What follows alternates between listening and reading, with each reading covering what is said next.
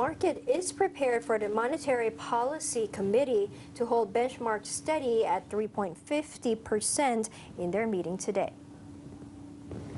The baht is likely to move in a narrow range in response to market expectations that the Bank of Thailand's Monetary Policy Committee, or MPC, will hold the policy rate steady at its meeting today. Parson Singh, Chief Market Strategist at HSBC Thailand, said yesterday that a rate pause appears to be the general consensus, and hence market reaction to it may be minimal.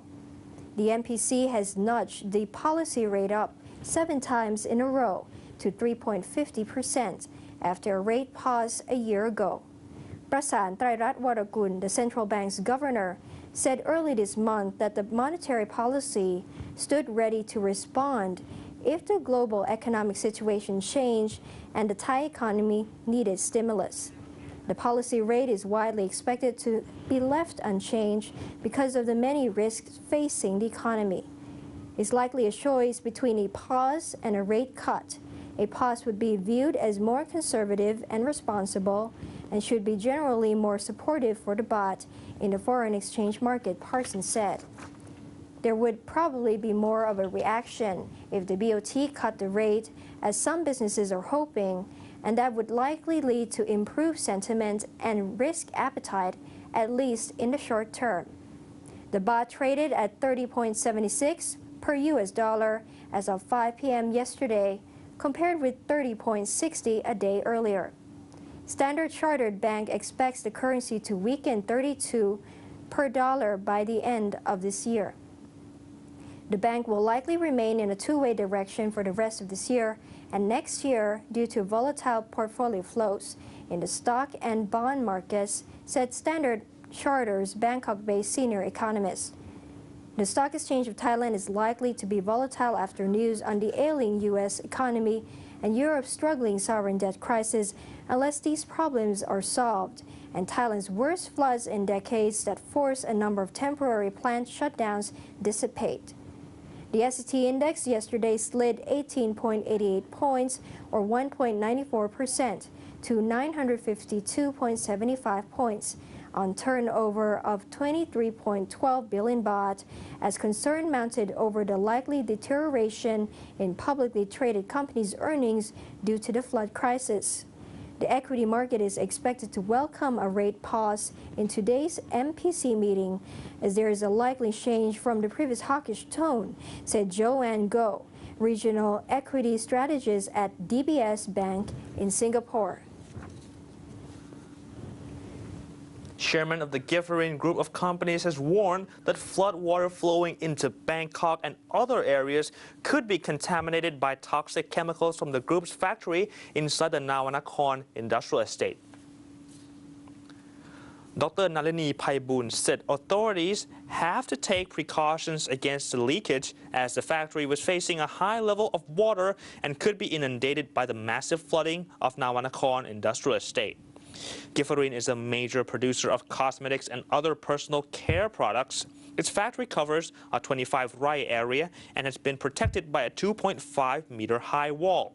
However, if the factory is inundated, there would be a great danger from toxic chemicals used in the production process, and the chance of chemical leakage will rise if they are under the water for more than 7 days. Nakorn is home to more than 200 factories with a combined number of nearly 200,000. Most of the sprawling industrial park, with a combined area of 8,000 rai, is flooded with the average water level of 60 centimeters. To prevent the water level from rising further, flood water is being diverted north of Bangkok, where there are large residential communities. As a result, Dr. Nalini urged authorities to quickly take precautionary actions, as many people could be affected by toxic chemicals. On the line with us is the CEO of Gifferin, Kun Purit Suwansarn. สวัสดีค่ะ สวัสดีครับผม สวัสดีครับ Good afternoon, Kun Purit. Kun Purit, can you give us the latest situation there at the Gifferin factory in Nakorn industrial estate? Right. Right now, today it looks like we can see the water around the outside of our factory, all around every place. But that's the water level is outside the fence. How high is the water level from your estimate? Estimated around 1.5 meters. And what is the level that it could pose a danger to exposing the chemicals? We did prepare for the crisis and this situation for 2 weeks. So I think that most over in terms of the machine, we was disassembly and moved to the higher position already. Our finished goods are also transferred to head office Bangkok.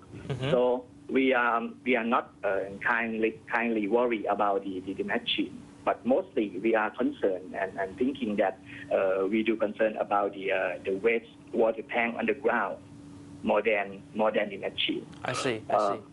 I think that mostly or every factory in that area is gonna have this kind of the wastewater tank, and it seems like we do under the water for 2 days. So maybe that it's going to be a leak or something that we don't know how and where and when. So that's what I'm concerned right now. Kun Puri, can you explain a bit with the amount of water and the chemicals being injected into the water? Wouldn't it spread? And if it doesn't, what kind of harm would you expect for like a normal person to experience? Maybe it's just very new for me. But anyway, we don't know yet. As normally, practically, the wastewater tank are directly sending to the central, the wastewater pond of the Nakorn area. After that, but anyway, all of every factory right now is underwater. That's why that we wonder and we don't know where and when. So kind of very hard to estimate. That's what we do expect, that the situation must be solved as soon as possible. That's what we wish. Okay, and do you have any kind of measures to test whether these chemicals are being released into the water? Again, please? Do you have any kind of measures that you can test whether there are toxic toxic leakage in the water? At the first place, we try to do our protocol first, our safety protocol. That is going to be the highest the concerns value. We do have Dr. Nalini and also the staff there, around 50% there to checking the situation every minute. Hopefully that in terms of the factory ourselves, it looks like that we are the last place that be around in the Nakorn area. So so far that we will gonna be like try to contain situation as much as we can, minute by minute. Yeah. Well, thank you very much, Kun Purit, and we hope you stay safe there. Good luck. Thank you very much. Yeah. Thank you. We'll take a look at the reports on the Japanese firms being affected by the floods.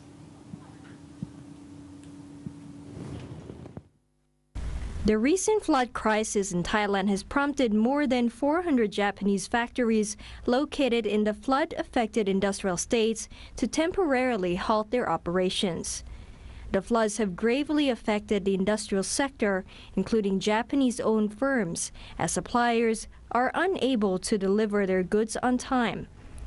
Large Japanese automakers have halted their operations temporarily.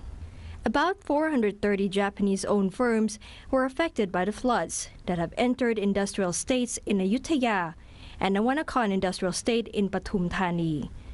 More than 190 factories are located in Nakorn. Of those, 100 are Japanese-owned. Most of these factories include auto part makers and construction companies. The Thai government has ordered a temporary shutdown of all factories and the evacuation of workers in the area.